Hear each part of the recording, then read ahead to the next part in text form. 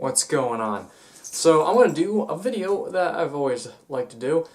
I think I might have done it at one point. If I did, I didn't really scroll through my videos enough to see if I did make it, but in the chance that I did make it, I'm going to make it right now. So, it's my top 10 decks that I'm going to make, or my top 10 favorites. I think I just repeated myself. Let's get on with it. So, my first deck that I like to play, and have always liked to play, and everybody already probably knows this, is Battlin' Boxers. I like Battlin' Boxers. I always have, probably always will. It's just the way they play, and that they're cool and nobody else plays them, and that's just why I like them. So, Battlin' Boxers is just a deck that will always be with me, even though with Rhoda down to 1, they're really sucking major dick. They're just, especially in this format, I mean, even with Rhoda at 3 at this format, they would not be great, but whew, man, definitely not doing anything right now, I'll tell you that right now. So for the second deck of my top favorites would be Synchron's. Synchron's mostly because it was like the first deck I played. I got the 5D starter decks that had some Synchron cards in it, and junk and whatever, and some other cards that don't really correlate. But I combined those decks when I first got back into the game, and it wasn't great. It wasn't great, but for what it was doing for the time of me starting back to playing, it did a really good job, and it was really fun. And then I got even better with it, and then playing Duel Network. And then I got the actual like great cards to complete the deck, and I got a lot better with it, and it became a lot better of a deck. But it's still not the best thing right now. But nothing is on this list. Actually, I lied. Because my third deck that I'd like to talk about is a deck that actually can do more impact, and I have seen people actually do it, and I've gotten fucked up by it because of the Dex Devastation cards are actually really good right now, or the Virus cards, and that would be Dark Worlds.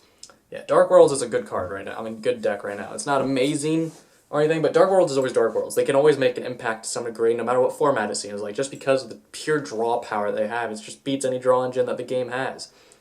I mean, you can play 3 upstarts, or if you're me, play 1 day apiece. You got your 3 dealings, your gates, the huntsman, and drag down to the grave, and if you want even more draw power, you can play 3 reckless. It's just insane the amount of draw power that deck can play and get away with. Some other decks can play that draw power, but it just doesn't really help them in the end. Well, Dark Worlds, it fucking helps them. So Dark Worlds will always be a favorite deck of mine because it was the first actual like competitive deck that I made. Synchron's were the first deck I made, but wasn't competitive.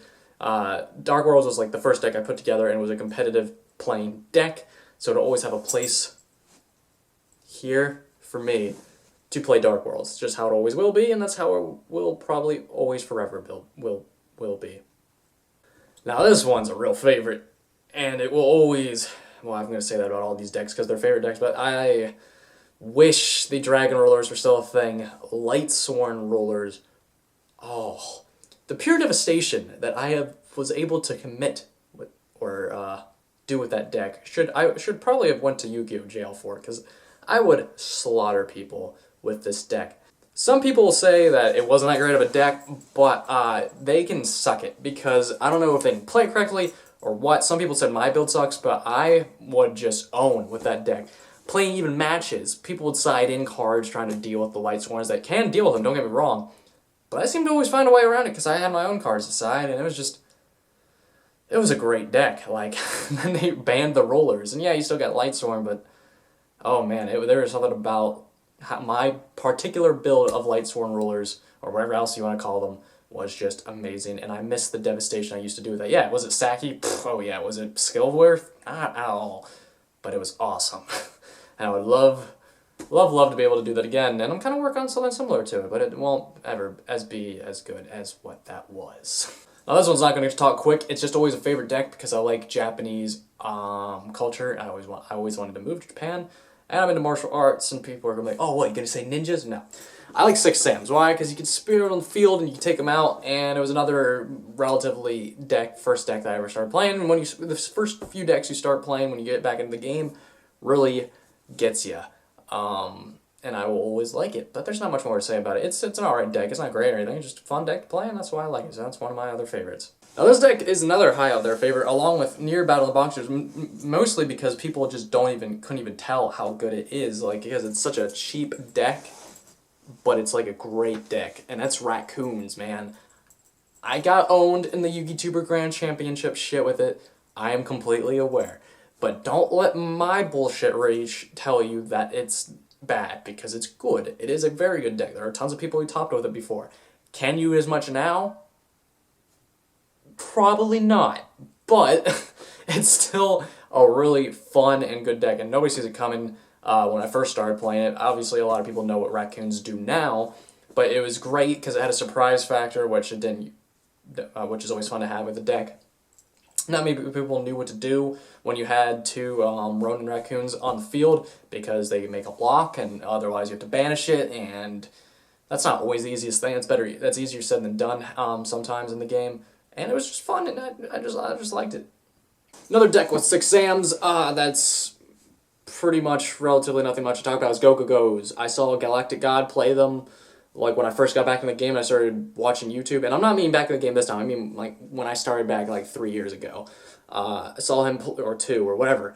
I saw him playing it, and I liked it. I liked the simple concept of it. I liked that nobody else really played it, and I liked how it kind of dealt. You could mix in zombies with it, like Mizuki and stuff. It was a fun deck. Nothing really crazy about it, but it was a really fun deck, and I will always like that deck too. Alright, so I will put a number 1 on this deck, but otherwise all the other ones are not going to be ordered. I just want to point that out too. So first off, for my second to last 2, is Inzectors. I love Inzectors. I like the idea of it. It's a very, once again, simple deck. I guess that's kind of a draw here, that a lot of these decks are very simple, except my Synchron's. Synchron's can be somewhat complicated when you're trying to make Quasar and shit. I mean, it's not terribly hard.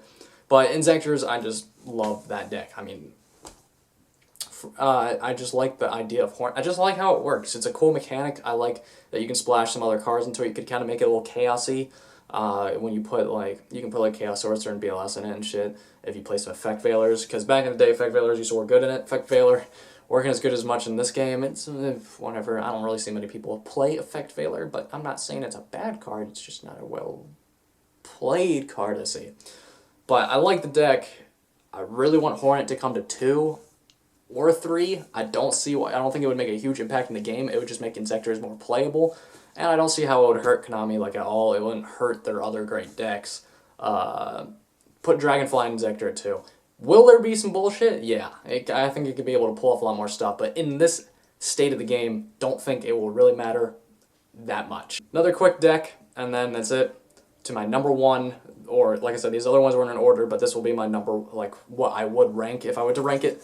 Number 1, but this is not it. Next one is Belize or Belze or whatever you want to call it, Turbo.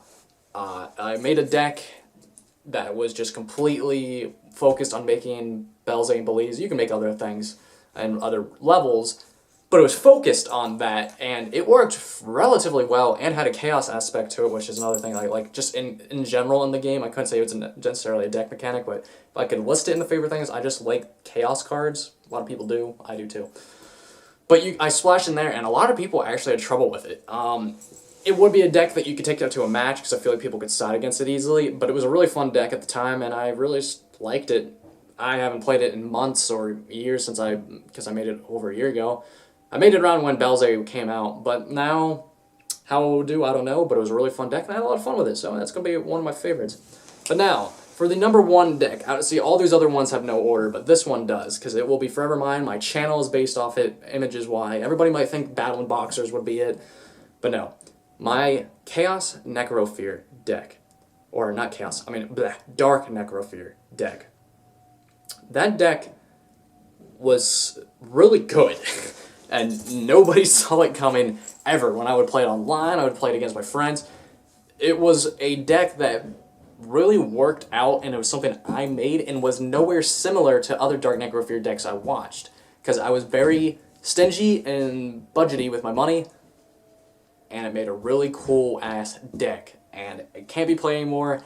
It just doesn't work, and it definitely doesn't go against the current format, but when the format was much, much slower, back 2 years ago when Sengen was still legal, 2 or so years ago, whenever that was, it was awesome. It played 2 Rescue Rabbits, 3 Gilgarths, 3 Archfiend Soldiers, Gores, Tragodia, Sangen, 3 Dark Necro. It just worked. It just worked really well, and it was a cool feeling because I made it, and nobody else had a build like mine. and that was something I will always hold. So these are the top 5, or top 10, I mean, favorite decks, along with that being number 1, that are mine. So yeah, tell me down below what were your favorites, or are your favorites. Those are my favorites too. Well guys, if you like this video, thumbs it up, subscribe, all that shiznazzle, and I'll see you later.